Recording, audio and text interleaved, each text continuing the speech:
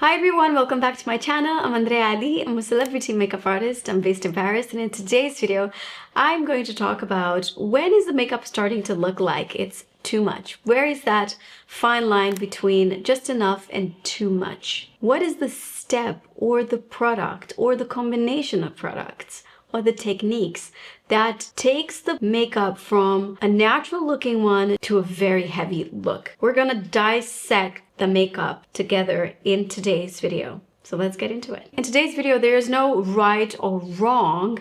It's just about perception. So on my left side, I've done my makeup in a way that I think it's obvious that I'm wearing everything, right? And then on my right side, I personally feel comfortable wearing this in front of other people. And I think that most people wouldn't perceive this as too much. I think that with makeup, it depends a lot. Where are you going? What is the light like where you're going to wear that makeup? It's all about context. The idea is to use almost the same products on both sides, but just differently. I'm going to start with the Forever Glow Star Filter. I'm going to start with this product on both of sides. And this won't really impact that much the makeup unless you have a very oily skin. If you already have very oily skin, I think that this product is going to be a little too much for you because it's going to give you unnecessary glow that you know your skin will have in maybe a couple of hours. Now let's get into the actual makeup. With foundation, I find that the easiest way to make your foundation look like, you know, you're wearing a mask is first to have a very high coverage foundation, because no matter how good of a match that foundation is for you, it's going to look like a mask. Okay, so first is the consistency of your foundation, and second would be the color. You could have the best formula in the world. If you don't have the right color for you, foundation will be very noticeable and will look off. Whether it's too light or too dark, choosing the shade that matches perfectly with your skin is the key with any foundation. Now, you don't have to apply your foundation with your fingers. I honestly do not apply my foundation with my fingers, because then find a napkin or like something to clean your hands with. It's a whole thing, right? So I don't naturally do that. I just wanted to show you how beautiful this foundation blends with the skin. But I would typically take a brush and just stretch the foundation to the max, and then when you get to this line, you want to shear out the foundation. Make sure you start with the center of the face so that when you get around this part of the face, right, you stretch it so thin so you don't have that line, that demarcation here where you can see, you know, a visible line of foundation, of color difference. Now on my other side, a lot of women would dot the foundation like this, right? You dot the foundation. You don't know how much you need, but you just dot the foundation because you've put 3 pumps on your hand, or you have it and then now you're going to use it, because why waste it, right? If it's out, you're going to use it. And now you're going to use all this foundation that you've applied on the face like so. And although it might look like so beautiful in these lights and on the camera, because the cameras love makeup, it's so much. It's so unnecessary. It's so visible. So what's that sweet spot when you're applying your foundation? You start with a little bit. You put the foundation on the back of your hand, not directly on the brush. My assistant is laughing because probably she feels that. That's exactly how I do it. Yeah. I know, because I spend my life around women. I know exactly the habits. Pouring the foundation in your brush, that's just so bad, because first of all, the foundation is going to go deep inside your brush. You're going to have, like, if you look at your brush, you're probably having foundation up to here. And that's why it's so hard to clean your foundation brush. That's not how you do it. You're going to put 1 pump, put it on the back of your hand. Always start with 1 pump or half a pump. And then take the brush, make sure the product is evenly distributed on your brush, synthetic brush, and then start to buff your foundation into the skin. If you need more, you add a little bit more. The problem with foundation is that people find that, you know, oh, I have a little line here, and I have a little mole here that I want to cover, and I have a little pimple here that I want to cover. Okay, I'm going to apply another layer of foundation. That's not how you do it, guys. If after the first layer of foundation, thin layer of foundation, your skin in proportion of 80-85% looks okay, you stop there. If there's anything that needs to be covered, you cover that individually. You take a small brush. It could be a flat, small brush like this. It could be a lip brush like this. I know it's not nice of me to say this, but I don't invest in small brushes. I usually get them from the painting store because they're like 2 or 3 euros. Why pay like 15 or 20 euros for a brush like this when, you know, it's not like that many bristles. So I usually would take a brush like this, just a small brush, and then I use a concealer that is a bit more dry, that's having a bit more coverage and more staying power. And now if you're going to complain that you're having too many products, if you have the right products, I'm telling you, it's going to make your life easier, okay? Now with this small brush, I'm going to cover, literally paint everywhere that I find I've got imperfections. Yes, it's a tedious step, but I mean, you're here because you love makeup and you want to become like really good at it. This is part of it. Nothing that really made a difference came easy in life. Okay, same with makeup. You are going to really paint the face wherever it needs more coverage. Literally paint it with this product. And then just use your finger to sort of even it out. I promise you, I don't know if you can see or how much you can see, I promise you my skin still looks like skin. Would you say up close that I'm wearing no foundation? No. You can see I'm wearing something, but it's not uncomfortable to the eyes. Doesn't make any sense. Not that we should have a comfortable makeup for the rest of the people looking at us. It's more about how comfortable do you feel wearing a lot of makeup in front of the world, you know? Okay, so now comes concealer. I'm going to use concealer and I'm going to apply the concealer on the back of my hand. Sometimes, you know, I'm guilty of this. I will apply it directly on my eyes. There's nothing wrong with that. Actually, let me do that because I know this is what everyone is doing. The problem is you apply a little bit of concealer, but listen, it's so easy to be carried away when it comes to your concealer. Oh my God, it's so easy to apply too much or the wrong color. Again, that's where it makes a difference. Even if it's a very natural concealer, you guys, if it's too light, it's going to look gray. If it's too yellow, sometimes it's also going to look gray. You have to understand color theory in order to know the color that you need. Because if you have slightly purplish under eyes, you're going to look a lot better with a mauve salmony, something that has a little bit of peachy pink undertone. Doesn't make any sense. That color is going to come and color correct your under eyes. But if you have like purpley under eyes and you're going to apply a light concealer, just something light to, in your head, you're like, okay, I'm going to brighten the heck out of my eyes because I'm so tired today. It's only going to make it look gray. After I've applied my concealer, now I'm taking a brush. Clean brush, please. Please, clean brush. We're 2025. I don't accept you using dirty brushes. Okay, so now I just blend the concealer. And you know what?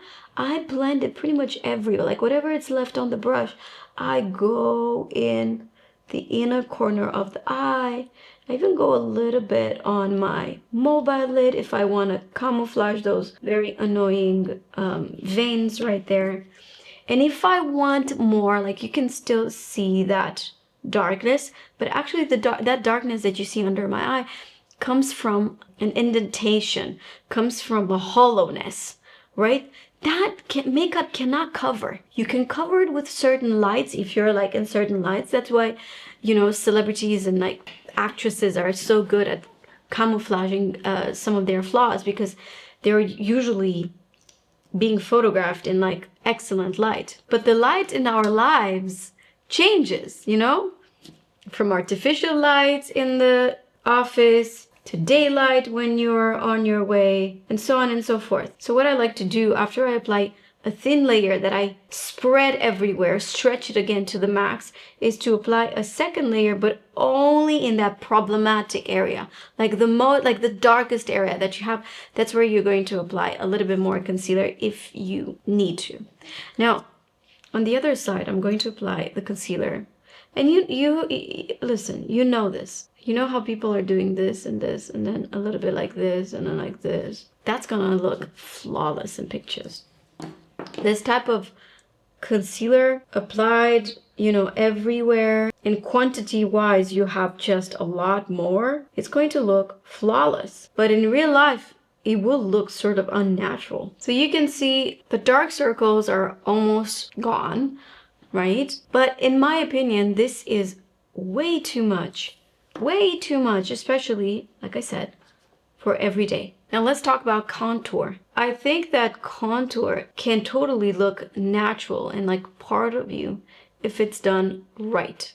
So this is the contour balm from Haus Labs. And the color that I chose, it's exactly the shadow that you see right here. Do you see this natural shadow that I have right there, right? That's how I chose my contour. That's the perfect contour. Now, when the contour is cream, first of all, and it's the right shade, it's going to look like it's part of you. Basically, what I'm trying to do is chisel my cheeks. It's making my cheeks look a little bit more sculpted. This brush is incredible for this step. Look at this. It's there, but it's so subtle. When you're applying contour, you want to strategically place it in multiple areas on your face, because if you're going to apply it only on the cheeks, it's just not going to look natural. So that's why I kind of placed my contour a little bit, you know, on the forehead. I also like to apply it a little bit on the nose. And this brush is fantastic for small areas like the nose because it has the other side so thin. And I'm the first one that will tell you that nose contour will show. It will show. That's the reality. But if you do it just a little bit, and if you know how to manipulate this product, I think it could totally look natural. That's what I'm doing for my contour. On the other side, I'm going to use the same product but slightly darker. And this is something that I see a lot of women making the mistake of applying a much darker or even one tone darker product. It can literally ruin your makeup. Not just the color, but also the quantity, right? So now we're gonna blend. Okay, now on this other side, same product, different color, just one color darker. I'm blending it with the same brush. I find that it's so visible, the line. When you're seeing the product on the face, it's like, oh my God, that's so much. That's just so much. What's wrong with this side of the face? Well, first of all, it's too dark. And second of all, I think that it's too much of the product. Too much of the product can make your skin look like muddy. You know what I'm talking about? This is just one difference. Like, let me show you. This is the color that I've used on the wrong side, which is Silouhette. And if you were darker than me, that would be perfect for you.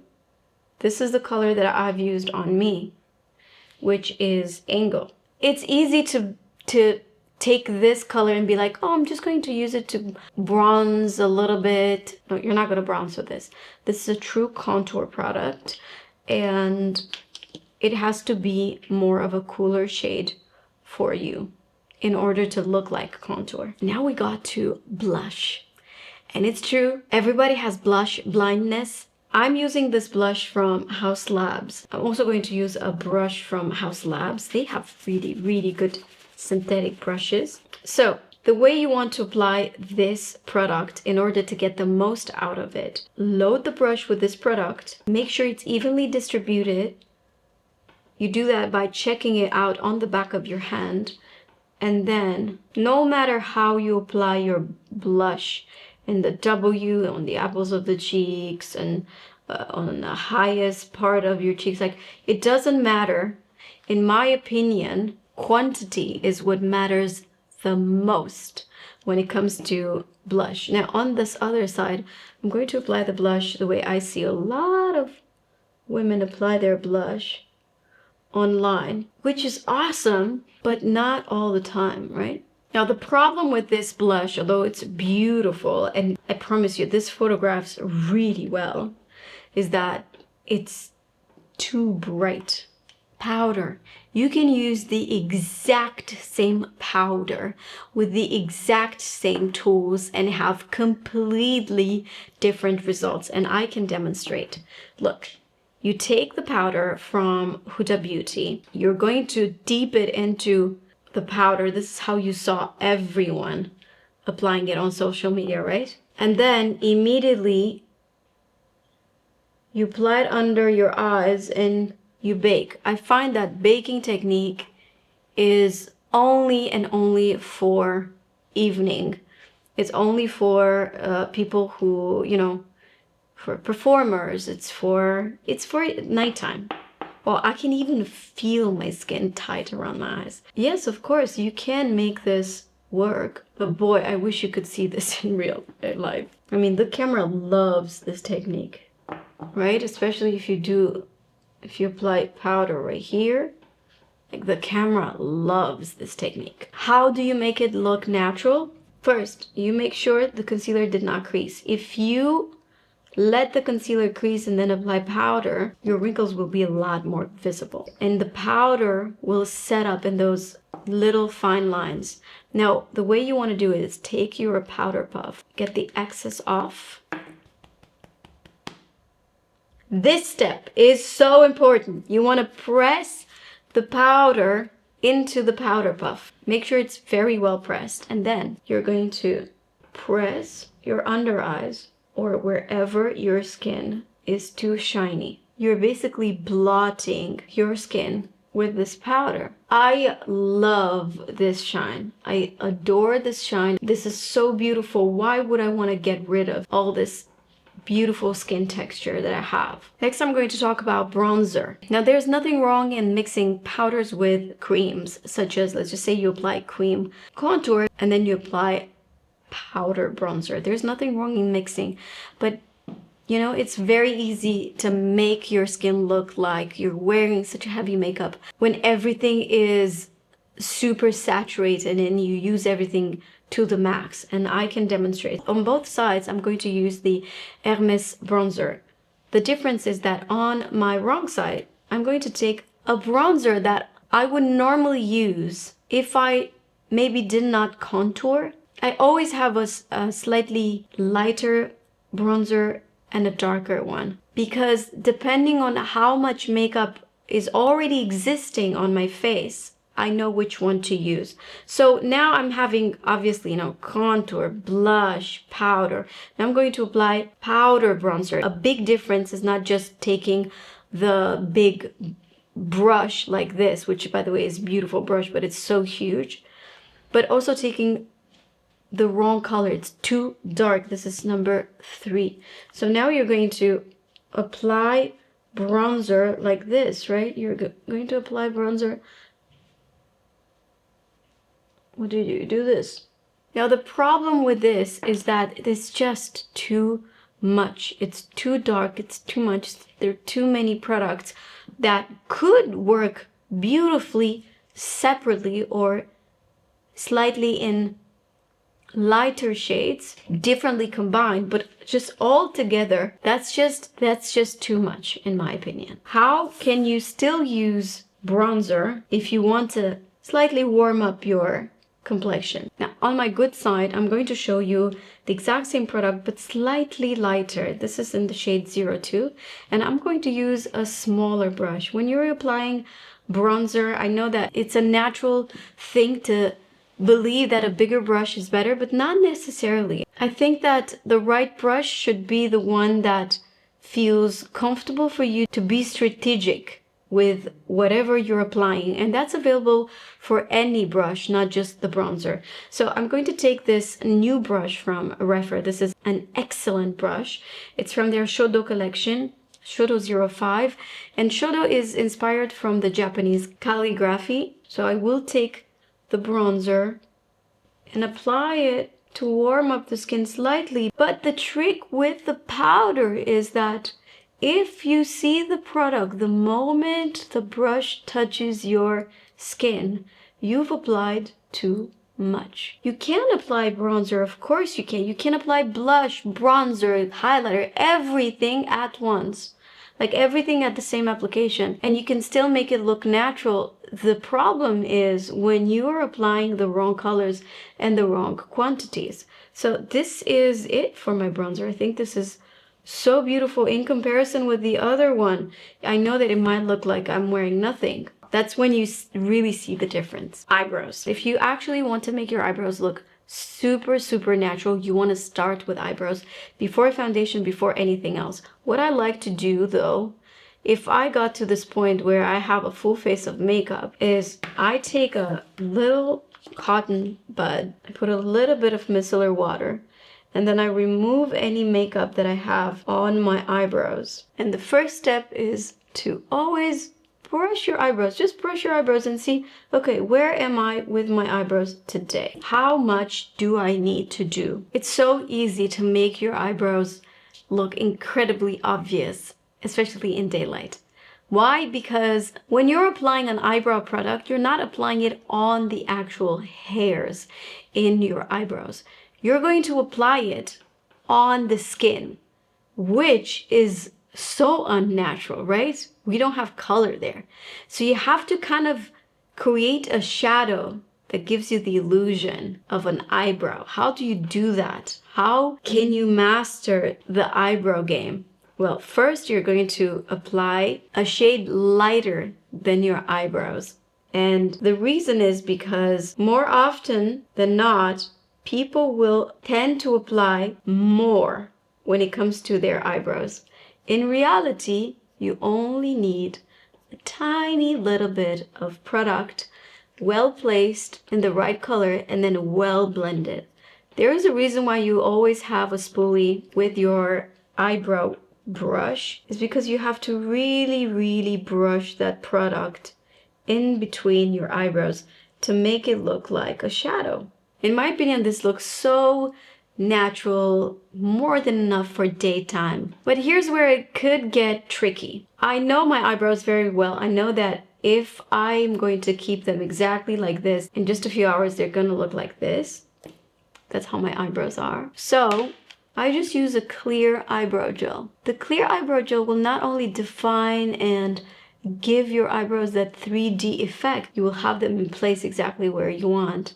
And if you're like me and you have such a small space right here, having your eyebrows lifted makes such a big difference. On the other side, I will use the same product. I'll also use Taupe, same brush, but now I'm going to try to make it perfect. How do I make it perfect? I envision a very precise line on the top line of my eyebrow and also on the bottom, like so. Now this is a super precise eyebrow, and I'm going to also use an eyebrow pen, which is great.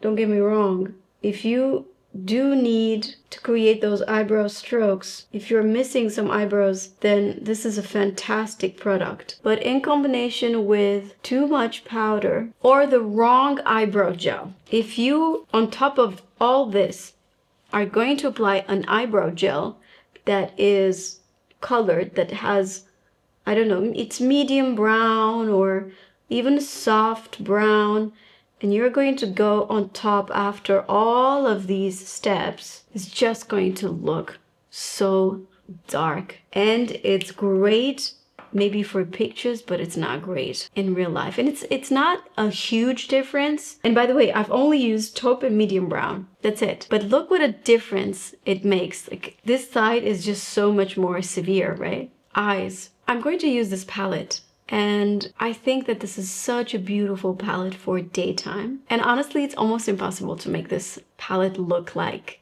too much. Now these were depotted for my makeup kit. That's why it's not in their original packaging. And it's in the shade something Pebbles because I have it covered. I cannot remove this, but I'll have this color in the description box.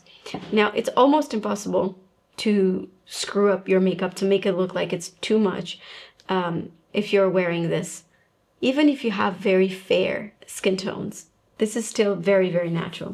But I'm going to show you what happens when you add more stuff to the equation. So I'm going to take this very, very beautiful neutral eyeshadow. And I say very beautiful because I love anything that kind of mimics my natural shadows, and this one does. And as you can see, as soon as I applied it on my eyes, it's kind of like it's part of me. It doesn't even look like makeup. It's like it looks like a shadow, and that's exactly what I like from my daytime makeup. I just want to be able to play with the shadows the way I want, to make my eyes look bigger, look brighter. So this eyeshadow is the one that I use to hug the eyes with. Same thing I will get at the base of my lashes. There we go. And then with your fingers or with a brush, whatever you prefer, I'm going to take this eyeshadow. Everyone asked me about this eyeshadow. This is truly special because it looks like the most natural shine. Like it doesn't look like an eyeshadow. It just looks like it's your eyelids with that super, super nice shine. Almost like sweaty if you wish. And that eyeshadow I only applied on my mobile lid, not too close to my lashes. Then Satin Kajal liner in Cocoa, the matte Cocoa, because they also have a sparkly one. Do you see the colors I have in my hair, in my eyes, in my skin? Like there's no black, nothing is too dark. If I would apply black, it would be the first thing that you see. I keep the black reserved for mascara only. But when it comes to whatever shadow I'm doing, whatever, even eyeliner, I just don't like black. So dark brown is my preferred choice. I'm going to get this at the base of the lashes, like so. And then with a small brush, I just do back and forth motion so it's not super precise. It kind of looks like I'm prolonging my eye with this pencil. And it's slightly, do you see that it's slightly lifting the eye? I'm gonna stay for a second right here. Just a little bit, right? This one goes a little bit shorter and this one goes a little bit longer. It almost makes my eye look longer, right? More almond shape. And what I also like to do is get my pencil always on the inner corner. It just works for me. I find that it frames the eye so beautiful. It's something that I've always been doing, especially on my eye shape. Now we're going to add mascara. And I'm not going to focus too much on the length. I just want super nice separated lashes. Very, very black. And now, do you see? Like you don't see there's eyeliner there. It's like it's just part of you. I will apply a little bit of mascara on the bottom lashes as well. On my wrong side, which is not wrong at all, it's just different, okay? On my, let's just call it on my obvious side, I will do the same thing, okay? I will apply my eyeshadow. The reason I'm saying there's no way you can make this eyeshadow be too much is because it doesn't have a ton of pigment.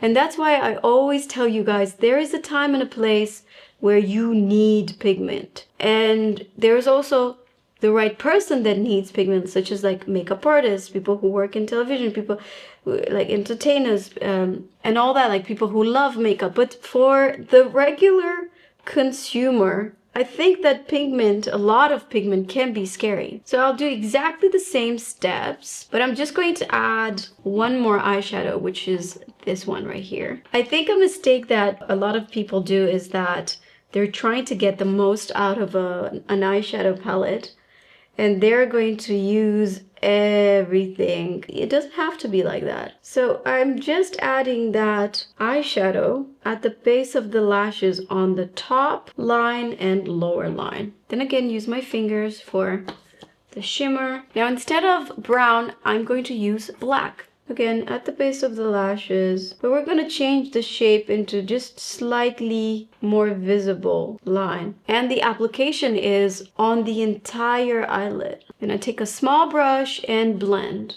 And then with a small brush, basically I'm doing the same thing, but because I've applied this everywhere, now the line is slightly thicker, it's more visible. I've also applied a little bit of that black at the base of my lower lashes. And now when you apply mascara, and if you also curl the lashes, I mean, it depends. Makeup is so individual, right? I know people that cannot even think about applying mascara without curling their lashes. And I don't think it's wrong. I just think that for me, when I curl my lashes and apply mascara, they become huge. So now I've applied, quite a good amount of mascara, top, bottom. And for some people, this is like their everyday makeup, and I get it. And for some people, this is their evening makeup. I don't think there's anything wrong, but it's fun to see the difference. In my opinion, this is where it's like, okay, she's wearing makeup.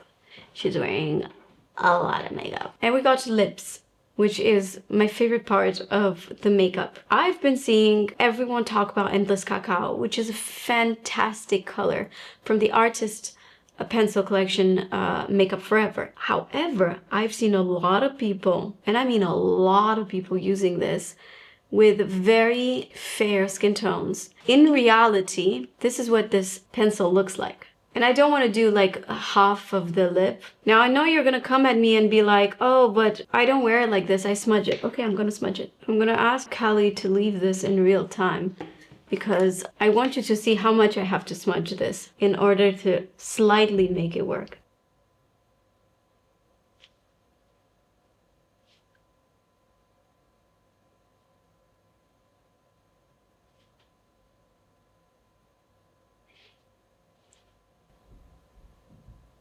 What am I trying to say with this? Endless Cacao is a fantastic pencil, fantastic undertone. That's why everybody's obsessed with it. If you smudge it to the max, and I mean to the max, like this is the real color of Endless Cacao, and you have to bring it to this in order to work for you, okay? If you don't have the patience to do that, either find something that is lighter or don't use it at all, because I am telling you, this is going to look like you have a mustache if you use it exactly like I've applied it at first. I think that is a huge mistake, because it not only that it's too dark, but it also looks like it literally looks like you have a mustache on certain skin tones, not everyone. I mean, there is a time and a place for a strong contour. This I love. This, I think that it's acceptable. And now that I've blended the contour to the max, I'm going to apply some lipstick. And I think that when it comes to the lipstick, honestly, anything is accepted. Lips in general, don't you guys think that if you're wearing red, if you're wearing orange, if you're wearing whatever, lipstick is such a well-perceived, it's such a feminine product that no matter how flashy or what the texture is like, it's not going to look weird unless it's either a very high shine red or like a very high shine black. That's when it starts to look like a little off. But I find that in general, lipstick is a lot more tolerated by the eye, right? Because we've been using lipstick no matter where you are in the world. You've seen women having lipstick on their lips. However, I have to say, if you are a minimalist, if you love something that's very natural looking, you're going to love this, because not only the color is exceptional, but it's in between a lipstick and a lip tint and a lip balm. It's not a lip balm, it's not a lipstick, it's not a lip oil. It's just a I would say, the product that will give you the most natural looking lip. And it comes from Mary Phillips, and it's in the shade First Base. And the last thing I'm going to add is highlighter, because I find that highlighter, a lot of people still use powder highlighter, and there's a time and a place for powder highlighter. But if there's one time when I do not recommend you to use highlighter, is do not use it in daylight. No matter how beautiful your skin looks, I think that it looks really, really obvious when you use powder highlighter, especially a strong one like this, during the day. Like, yes, this is unbelievable in pictures. Oh my god, this looks so beautiful. Wow, this is so beautiful, this highlighter from Dior. If I look up close, it has that powdery feeling, which is completely normal because I've used a powder. If you want to have that glowy, tight looking skin, you know what I'm about to use, right? Victoria Beckham highlighter. This is, wow. This is by far the most amazing highlighter. And I like to take it with a brush or with my fingers. I'm going to take it with a brush now and show you what it looks like. You just tap, tap, tap, tap on the highest points of your cheeks. Look at this. This is so gorgeous. And it's that type of highlighter that, for example, if you feel like your eyelids are a little bit too powdery after you've applied your eyeshadow, you could take a little bit and get it on the eyelids. Not too close to the lashes, right? And it has this very beautiful, natural shine. I'm obsessed with the way this highlighter looks on everybody. It comes in this shade. It also comes in this darker shade. It doesn't have a lot of pigment, so don't expect pigment from it. It's just that really nice glow. The last step is not something that you see, but it's something that I recommend to all of you who don't want to do any touch-ups throughout the day, because the reality is when you're applying a little bit more makeup, and I guess that's one of the reasons why women tend to apply more makeup, especially makeup enthusiasts, they will apply more because you know that more will stay longer on your face. But even if you apply the slightest amount of foundation or the slightest amount of concealer, and you feel like throughout the day, you know, it kind of disappears from your face, use a setting spray. A setting spray will do wonders. And if most of the setting sprays that you have tried give you that tight feeling on your face, dry out your skin, I want you to try the Laura Mercier Translucent Hydrating Setting Spray Ultra Blur. Now, the reason why this is not like the other ones is because this is 98% skincare ingredients. It's going to hydrate while keeping your makeup still. It's not gonna go anywhere. I don't know why I'm setting my makeup in place, because I'm going to go take it off the moment I finish this video. So in case you were either too stingy with your makeup and you know that it's going to disappear, use a setting spray. And then on the contrary, if you've used a lot of makeup, a lot of powder, and if you want your makeup to look more natural, use a hydrating spray such as this. Also the D'Alba, it's my favorite one when I go for clients. I mix like 3 different setting sprays, but I always finish with the D'Alba. It's called, let me see if I have one here. Sorry guys, it's gone, but I'm going to put a picture in here. If you have a very dry skin, or if you use a lot of powder, please use that First Spray Serum from D'Alba. You're gonna be obsessed with it. It's such a good serum. And that's it, we've came to an end.